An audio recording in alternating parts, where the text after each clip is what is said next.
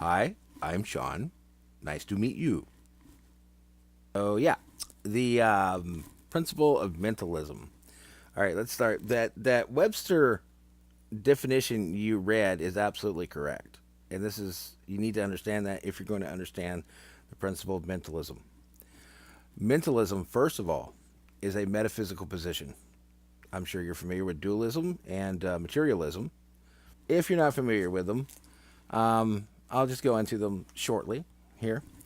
Materialism is a magical incantation used by atheists to say that there is no God. It's and look down upon other people. So this is a really useless position unless you're an asshole. It really does nothing for anyone. It's really just that the idea that the universe is made of stuff, and that stuff is made of stuff, and this stuff interacts, and this creates everything. What a vague, general, useless thing to think, you know.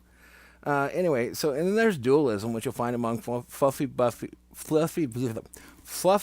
bunny metaphysical masturbators who say, "Oh, in addition to what we see, there's something else," and it's like, no shit, man, no shit. We're into the occult, right? There, take a hit off your joint, man. That's materialism and dualism. Now, in contrast, mentalism is you'll find that most often among such crackheads as I don't know, cognitive neuroscientists. This perspective starts from the idea, the experimentally verified fact that you can test yourself if you want to hold your breath long enough. But the the experimentally verified fact that everything we experience is generated by our brain. So there is no spoon. There's the perception of a spoon. I know a lot of people can't handle this, but essentially, yes, everything. It's true. There is no spoon. There is no nothing. There is information, and our brain is processing it. Our whole experience of everything is our brain processing information. So there you have that. That's not air you're breathing. That's you are actually blah blah. Let me do this again. That's not air you're breathing.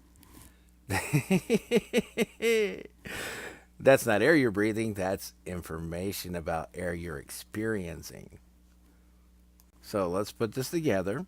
We experience so called reality by experiencing it.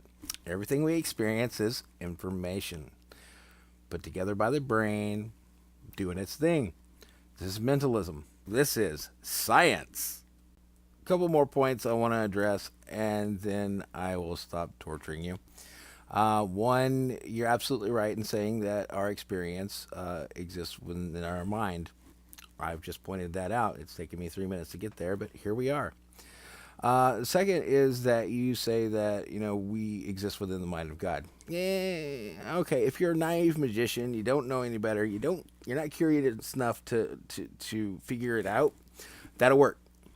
But it's more accurate to say, from a psychological and scientific perspective, that well, how do I put this?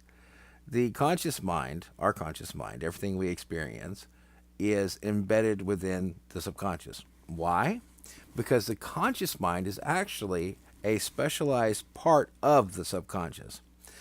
The division does not exist as most people believe it to. The consciousness actually differentiates itself from the subconscious and it performs a specific role. They work together. People don't realize this. But the point is, the conscious mind is just this little pimple, this little pea, this little itty bitty thing surrounded by mostly subconscious activity. Our consciousness and everything in it, you could probably scrape out of our brain and put in a thimble. So we're actually embedded in our subconscious. There you have it. And I'm done. Time for coffee.